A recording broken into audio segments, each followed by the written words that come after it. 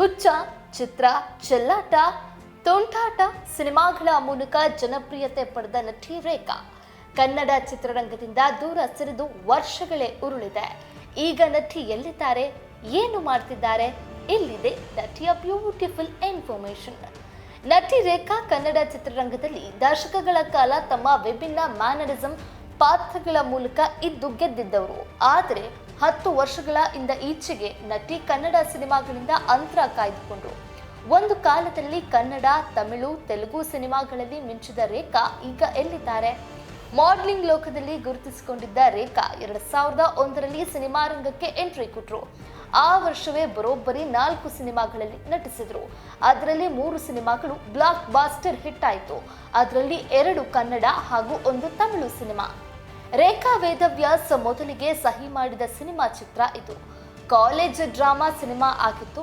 ಇದಾದ ಬಳಿಕ ಕಿಚ್ಚ ಸುದೀಪ್ ಜೊತೆಗೆ ಹುಚ್ಚ ಸಿನಿಮಾಗೆ ಸಹಿ ಹಾಕಿದ್ರು.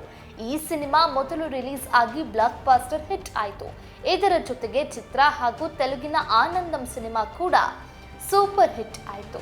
ಕನ್ನಡ ಚಿತ್ರರಂಗದಲ್ಲಿ ರೇಖಾ ಅಥವಾ ರೇಖಾ ವೇದವ್ಯಾಸ್ ಆಗಿ ಗುರುತಿಸಿಕೊಂಡಿದ್ದವರು ತೆಲುಗಿನ ಆನಂದಂ ಸಿನಿಮಾ 200 ದಿನಗಳ ಕಾಲ ಪ್ರದರ್ಶನಗೊಂಡು ಸೂಪರ್ ಹಿಟ್ ಆದ ಬಳಿಕ ತಮ್ಮ ಹೆಸರನ್ನ ಇಂದಿಗೂ ಆನಂದಂ ರೇಖಾ ಅಂತಾನೆ ಸೋಷಿಯಲ್ ಮೀಡಿಯಾದಲ್ಲಿ ಇಟ್ಕೊಂಡಿದ್ದಾರೆ.